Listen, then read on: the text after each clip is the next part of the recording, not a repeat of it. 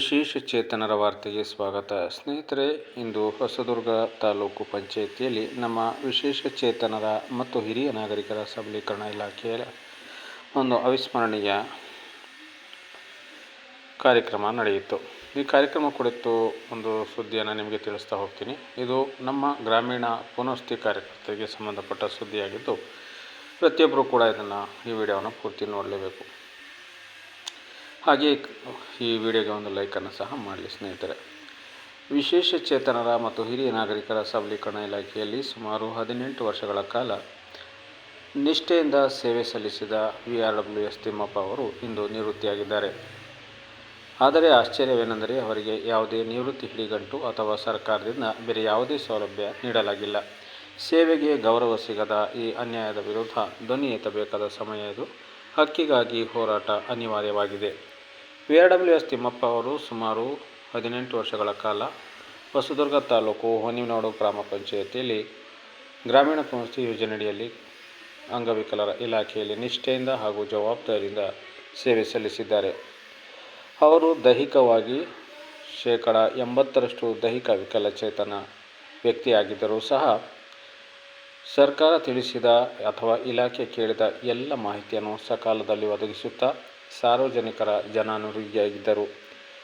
ಪಿಂಚಣಿ ಕೊಡಿಸುವುದು, bus pass ಕೊಡಿಸುವುದು, ವಿದ್ಯಾರ್ಥಿಗಳಿಗೆ ವಿದ್ಯಾರ್ಥಿ ವೇತನ, ಮದುವೆಯಾದ ಅಂಗವಿಕಲ ದಂಪತಿಗಳಿಗೆ ವಿವಾಹ ಪ್ರೋತ್ಸಾಹಧನ, ದೈಹಿಕ ವಿಕಲಚೇತನರಿಗೆ ಗಾಡಿ ಕೊಡಿಸುವುದು ಅಂದರೆ ಯಂತ್ರಚಾಲಿತ ತ್ರಿಚಕ್ರ ವಾಹನ ಕೊಡಿಸುವುದು, ಮೂಕ ಮತ್ತು ಶ್ರವಣ ದೋಷ ಉಳ್ಳವರಿಗೆ ಲ್ಯಾಪ್ಟಾಪ್ ಹಾಗೂ ಟೈಲರಿಂಗ್ ಮಿಷಿನ್, ಇನ್ನೂ ಅನೇಕ ಹಲವಾರು ಕಾರ್ಯಕ್ರಮಗಳು ವಿಕಲಚೇತನರ ಇಲಾಖೆಯಲ್ಲಿ ಸಿಗ್ತಕ್ಕಂತಹ ಎಲ್ಲ ಕರ್ತವ್ಯಗಳನ್ನು ನಿಗದಿತ ಸಮಯದಲ್ಲಿ ಪ್ರತಿಯೊಂದು ಚಾಚು ತಪ್ಪದೆ ಸುಮಾರು 18 ವರ್ಷಗಳ ಕಾಲ ಇಲಾಖೆಗೆ ಸಂಬಂಧಿಸಿದ ಕೆಲಸಗಳನ್ನು ಪ್ರಾಮಾಣಿಕವಾಗಿ ನಿರ್ವಹಿಸಿ ಅಂಗವಿಕಲರ ಕಲ್ಯಾಣಕ್ಕಾಗಿ ತಿಮ್ಮಪ್ಪ ಅವರು ಶ್ರಮಿಸಿದ್ದಾರೆ.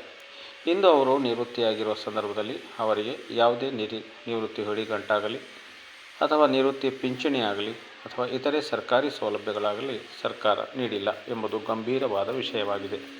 ದೀರ್ಘಕಾಲ ಸೇವೆ ಸಲ್ಲಿಸಿದ ವ್ಯಕ್ತಿಗೆ ಕನಿಷ್ಠ ನಿವೃತ್ತಿ ಭದ್ರತೆ ದೊರಕಬೇಕೆಂಬ ನಿರೀಕ್ಷೆ ಇರ್ತದೆ. ಆದರೆ ಈ ಸಂದರ್ಭದಲ್ಲಿ ಆ ನಿರೀಕ್ಷೆ ನೆರವೇರದಿರುವುದು ಬೇಸರಕಾರಿ ಸಂಗತಿಯಾಗಿದೆ. ವಿಶೇಷ ಚೇತನರಿಗೆ ಮೊದಲೇ ಈ ಸಮಾಜ ಒಂದು ಅವಮಾನ ರೀತಿಯಲ್ಲಿ ನೋಡ್ತದೆ.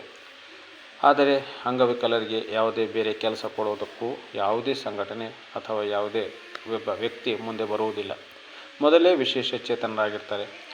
ಈಗ ಅವರು ಕರ್ತವ್ಯದಿಂದ ನಿವೃತ್ತಿಯಾದ ಸಂದರ್ಭದಲ್ಲಿ ಬೇರೆ ಯಾವುದೇ ಕೆಲಸ ಮಾಡದೆ ಸುಮಾರು 60 ವರ್ಷ ವಯಸ್ಸಿನ ಇವರು ತಮ್ಮ ಸಾಂಸಾರಿಕ ಬದುಕನ್ನು ಸಾಗಿಸುವುದು ದುಸ್ತರವೇ ಸರಿ. ಹೆಂಡತಿ ಮಕ್ಕಳ ಜೊತೆ ಅವರು ಈಗ ಮನೆಯಲ್ಲಿರಬೇಕು. 60 ವರ್ಷ ಮುಪ್ಪಿನ ವಯಸ್ಸು. ಆದರೆ ಇಂಥ ಸಂದರ್ಭದಲ್ಲಿ ಸರ್ಕಾರ ಇವರಿಗೆ ನಿವೃತ್ತಿ ಭದ್ರತೆ ಹಾಗೂ ಕಲ್ಯಾಣ ಕಾರ್ಯಕ್ರಮ ಬಗ್ಗೆ ಪ್ರಶ್ನೆಗಳನ್ನು ಎಬ್ಬಿಸುತ್ತದೆ.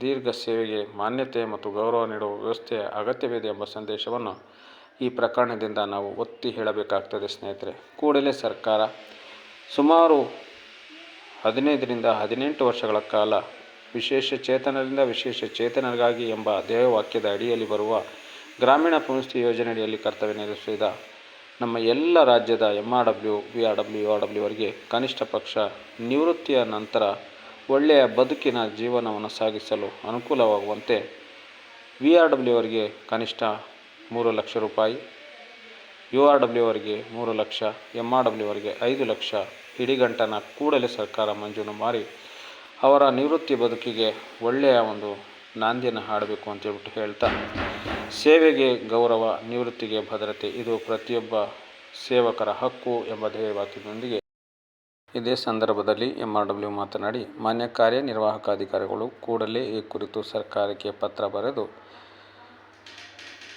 ಮನವಿ ಮಾಡಬೇಕೆಂದು ಒತ್ತಾಯಿಸಿದರು.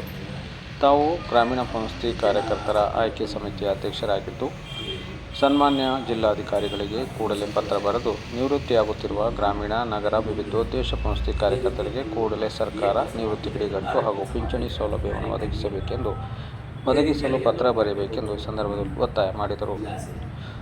ಮನವಿಯನ್ನು ಸ್ವೀಕರಿಸಿದ ಮಾನ್ಯ ಕಾರ್ಯನಿರ್ವಾಹಕ ಅಧಿಕಾರಿಗಳು ಮಾನ್ಯ ಜಿಲ್ಲಾಧಿಕಾರಿಗಳ ಗಮನಕ್ಕೆ ಈ ವಿಷಯವನ್ನು ತರುವುದಾಗಿ ಭರವಸೆ ನೀಡಿದರು. ಈ ಸಂದರ್ಭದಲ್ಲಿ ಗ್ರಾಮೀಣ ಹಾಗೂ ನಗರ ವಿವಿಧೋದ್ದೇಶ ಸಂಸ್ಥೆ ಕಾರ್ಯಕರ್ತರು ಹಾಗೂ ತಾಲೂಕು ಪಂಚಾಯತಿಯ ಸಿಬ್ಬಂದಿ ಹಾಜರಿದ್ದರು.